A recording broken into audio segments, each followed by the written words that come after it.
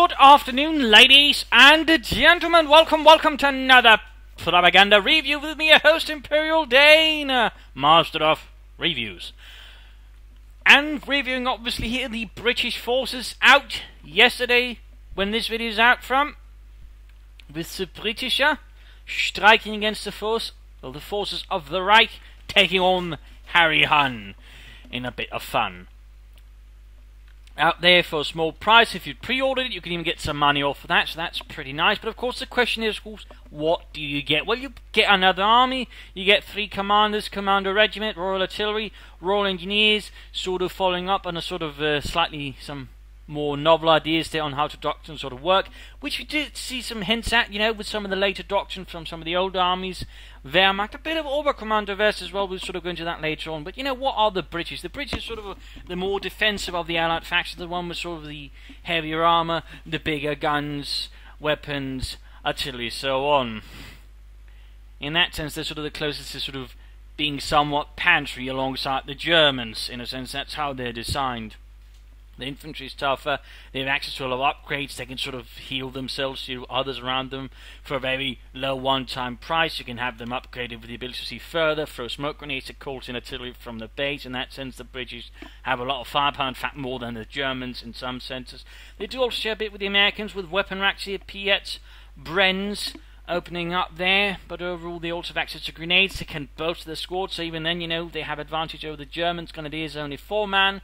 British infantry sections can become 5 men, carry around 2 Bren guns, have grenades, heal themselves. I mean, in that sense, the British also possess a greater degree of flexibility in some senses. Mobility-wise, that's probably also where sort of the British do have some of their bigger issues. They aren't quite as mobile in some sense. They also lack the ability to reinforce at the front line safely. They do have the forward assembly, but that is a bit more of a sort of clunky structure that requires some later stuff. And also an important thing to keep in mind about the British infantry, they're very much dependent on using cover.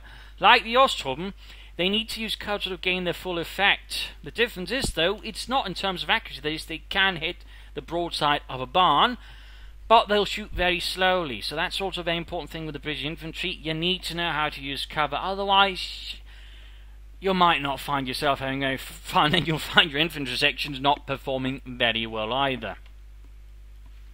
And in that sense, that does mean, to a certain extent, there can be a bit more limited on mobility and how to react to things. And also that's sort of where, in terms of equipment and such, you also see they can have some issues. I mean, a good flank, for example, against the British can be a lot more devastating than, say, against the Russians or the Americans, partly because they have sort of less things to slow it down, since, well, the British infantry has absolutely no way of slowing down enemy armour. No Panzerfaust, anti-tank grenades or whatnot.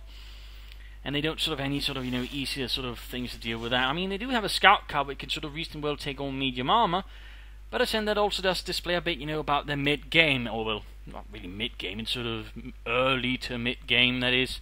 They don't have anything to sort of really push against the Germans with. They're not quite, you know, the sort of way of getting advanced and then sort of really push hard. It's harder to do that with British. They sort of lack any ability to sort of quickly build up tempo and then sort of strike at the Germans compared to the Americans or the British. I suppose that's sort of how you call it.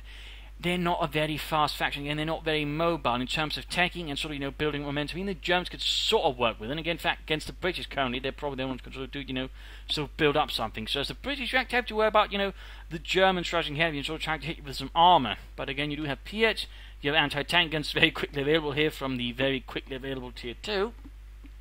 You also have something in form of the emplacements, which do give you a bit more something to hold up against the enemy with, and again that's sort of also make up again the lack of quick tempo pushes, momentum and all that. You know, you can build up emplacements, you have access, for example, to Bofors if you don't choose the AC. You got mortar emplacements which allow sort of, well, bombard away. Your emplacements also work with forward assemblies, so just by stuffing troops in you get more effects out of them. So again, they're a slower faction. Again, they can't sort of really push fast, they can't sort of, you know, quickly build up fast, but they can dig in, be more difficult to remove, and then can sort of slowly build up pressure. Slowly build up pressure like a pressure cooker, and then all of a sudden, wham! Jerry's down for the count. So that's also a little something to keep in mind. As the Germans, you've got sort of more of a race against the British. You've sort of got to be more quicker, you've got to push harder, and you also got to flank more, because the British, you can't just attack head on. Again, they'll tear you apart a bit, like, you know, if you're the Russians or the Americans trying to attack the Germans head on, it's not going to turn up very nicely. Well, here's the thing, that's not how it's with the Germans versus the British, even the Wehrmacht. So I mean, there's sort of some changes in dynamics, and of course for some players the British of course will be where they want to go, but again, if you're sort of an aggressive player, you probably won't find much fun with the British, because the British again do lack some sort of momentum. Again, they can't play quite as aggressively, and again they can't quite take much advantage of aggression. Again, the AC, while decent versus medium arm, and that way can sort of cover up versus early German aggression, it just can't quite push, it can't really punish, it can't really hurt. So those are some things to keep in mind to keep with the British. And if you don't keep in mind, again, you can overextend, you can end up hurting yourself. And lastly, of course, also we sort of get here some hints of the Germans how to deal with British. Again, that's momentum, that's aggression, that's mobility. You can't just sit and dig in and just launch the occasional Verdun head-on assault. That's just going to end up in tears for you. So again, they have a lot there, but of course, I mean, within placement, there's some interesting design there. That's also one of the things that sort of stands out with the British. There's a lot of interesting design, a lot of interesting details. They're building on with the Americans. You got in placement, they'll build artillery in the bases. In placement, you can sort of stack up things on. You've got some regular upgrades. You've got squad increase upgrades. Their abilities also sort of vary a bit more. They've got the ability to destroy cover. Neat, that isn't it? And the veterancy bonuses also stand out a lot more. There's not, for example, a lot of veterancy one abilities with the British. Actually, there are some, but for example, otherwise, there's other bonus, like for example, sappers get increased rate of fire while in cover. They get the cover bonus from the British infantry section, which basically means they can shoot even faster with the submachine guns while in cover. So I mean, there's sort of a lot more interesting dynamics there. Tanks can throw up grenades automatically. Their heavy tanks have people shooting out of the sides. I mean, there's a lot of lots of imaginative and fun thinking there from Relic into the British, which is really quite neat and really fun. They sort of further breaking the mold, and while at the same time not breaking it too much, still doing something interesting. And of course, the fun thing you should imagine, if they sort of had this kind of creativity back when they first made Company 2, which again probably was partly used how to teach crew around things. I would imagine this could also extend in how good the Surge could have played, at least with the artillery waiting back in the base, ready to bombard the Germans. They also have access, probably as one of the few facts, sort of heavy armor, sort of directly in there, and not say in the style of the King Tiger. And of course, they also have the specialization bit, which also makes them stand out. That is, once you hit tier 3, then you essentially got a tier 4, if you will, or tier 3.5 with the specializations, but then sort of either makes you choose a Comet tank, Churchill, and then a series of bonuses, which sort of allows you to maybe play more aggressively, that sort of hammer, or more defensive, but even slower, with Anvil. And again, that's also another neat idea with the British. The majority rule sort of works out reasonably nicely. Then from the Piets, the Brens, and so on, plus the Doctrines, which also sort of add in a bit more momentum. Again, that's sort of where we come into sort of where the things for the Germans, we sort of saw some hints at it, and that is they have a lot of sort of combined abilities. We saw a bit here with the Germans basically close to pocket. In fact, this Doctrine is very good, so close to pocket, where there's sort of more than one effect, artillery strikes here and there, but also depending on your cut off territory. But even then, you don't. It's just regular mortar fire. It's combining effects, and that's what a lot of the British abilities are about. It's not just one thing. For example, here, smoke rate operation, smoke across the front line. Units be hidden if they're in friendly territory. Plus, you can sort of cut off territory more quickly. They're also more expensive, as you might notice, but you get a lot more bang for your buck, in a sense. But of course, that also sort of again hints at they don't quite have any sort of quick, rapid action. I mean, these are all heavier. Again, you get more effect, but they also you can't quite easily wield them like, say, a good sprint, or quick calling in a stormtrooper, or a break supply line, or I don't know, throwing a piece of cake at the enemy. Well, there's not that ability, but it could exist. It could exist. The point here is again, it's more of that, slower tempo. There's no quick rushes with the British quite as easily. That can hurt you. You need to be a lot more methodical. Build cover slowly up, and again, the British have a lot of cover. They have sandbags and trenches. Trenches, which, by the way, they can only use, and I do think that's a worrisome thing which should be changed. But there you go. They all, of course, get access to some of the units, but again, there's a bit more to it than that. Commandos with a lot of stuff to it. They also get sort of more unique tanks with more specific abilities. When they call in, for example, their Crocodile, it's with flares too, to basically announce, here's Churchill to save the day. No, not that Churchill, the tank one with a flamethrower on it, you Hun bastards. That kind of thing. Again, there's a lot more flash to it, if you will. So again, if you also like flashy things, Brits also very much a thing. But again, not quite as aggressive. They can't quite push. They can't quite exploit as well as the other armies. Again, that's really weird. If you want to do that, play the Americans, play the Soviets, as opposed to Germans. So again, there are some fun and interesting dynamics there. And of course, there's also going to be some time here sort of getting acquainted to them. So of course, if you want sort of just an advantage, play the British, because more than likely, your opponent's not entirely sure how he's going to have to deal with you. So you might be able to score a quick, easy win or two on that one, briefly, until people figure that one out, in which case you're going to hurt a lot. So the British have a sort of lot of neat tricks, and it's not just, you know, quite gimmick like say it is with the Oberkommando, you know, a lot of cool stuff, but ultimately you won't get to use much of it, because while it's neat, it's also very impractical and expensive. Not quite with the British. You get the Firefly, which can handle an armor, can deal with armor even better. You get an AA tank, which is quite frankly good, and with a Veterans 1 ability can absolutely murder infantry and put a stop to blobs on its own. I mean, that ability right there is basically the end to all blobs. Trust me, if you ever see a blob, get this one up, get it up to Veterans 1, use the strafing fire, see the blob get annihilated. Trust me on that one. So they have a lot there as well. So I mean, overall, it's a fun faction, slower tempo, but again, you do have to sort of be more methodical about it.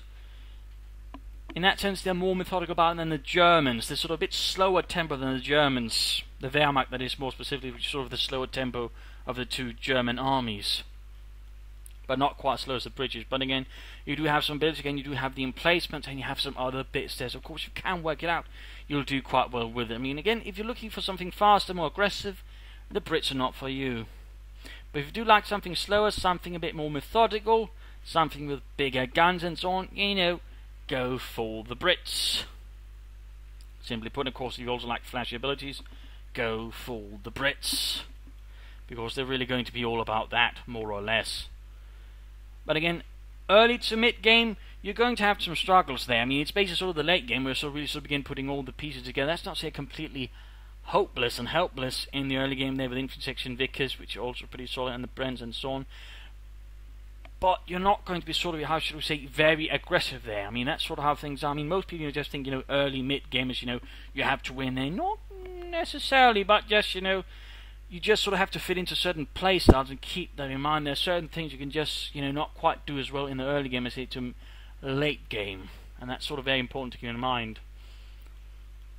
But then, if you sort of understand the British, you can do a lot of damage. You can sort of catch the Germans in a lot of nasty situations, do a lot of damage with them, because again, for example, the AEC, while again an armoured car, can actually do quite a bit of damage to, say, medium armour, if it flanks them quite nicely.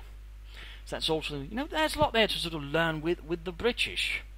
But again, overall, very neatly designed faction, very well designed faction, fun designed faction as well. I mean, I quite like it, of course, the voice acting, which is, of course, featured here because I've got the sound off, so that's not disrupted. It's also absolutely excellent. I would say some of the best voice acting in Company 2, certainly, but even I think it beats some of the voice acting in Company 1, which is quite the high accolade. We got all sorts of accents: Irish, Scottish, Welsh, and different kinds of sort of more English accents as well, ranging from the more posh to, well, definitely a lot less posh, which overall sort of adds to the mood, adds to the atmosphere, and overall makes things a lot more interesting and dynamic. I mean, they really outdo themselves, plus the lines, all vibrant, exciting. No Duffy jokes, though. Very disappointed in the lack of Duffy jokes, and I thought that was one of the things, you know, hallmarks of the British in the first Company Heroes, the Duffy joke.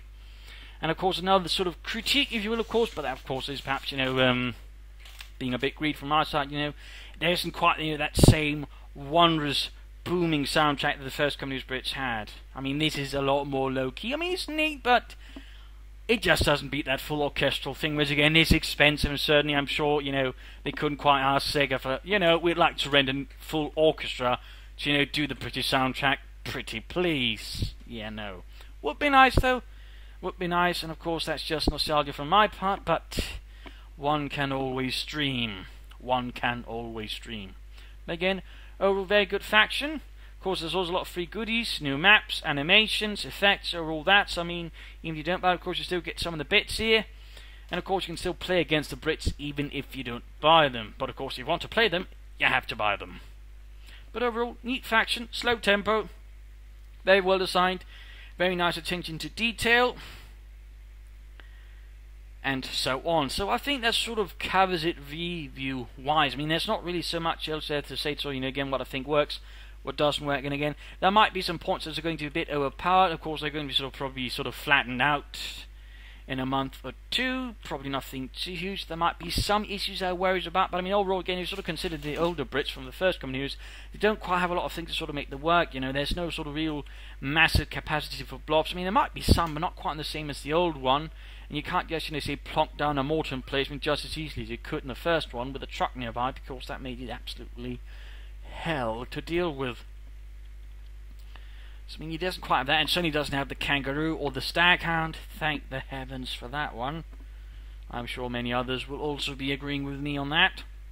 It's overall a nicely designed faction, perhaps a few quibbles here and there, and there's probably going to be a snuff or two, but overall very nice. But again, keep in mind, you will not quite be able to play as aggressively as you might like to in the early game. Mid-game again, you're going to slightly staggering behind, so keep that in mind and plan for it. Be sure to use sandbags, chances, and so on. Of course, I'll be making videos to further cover it, Propagandacast layer, so detail further, how to get the most out of separate units and so on. So there you go. I think that rather covers my thoughts on the British. Again, overall, I would say, go for it, unless you're, again, a very aggressive player, in which case you're probably not going to find yourself having much fun with the Brits. But otherwise, I'd say you're losing out if you're not at least going to try them out, because there's a lot of fun in them, a lot of detail, a lot of good work going into the Brits, and there's definitely nothing to lose out on otherwise. But again, if you're really aggressive player, the Brits are not really your thing. So there you go. Hope you all learned something. Hopefully this might give you a more educated opinion on the Brits and whether to get them or not. And if you did, feel free to share the video, and of course, tell Relic I do a wonderful job. So thank you all, and see you all another time. Bye.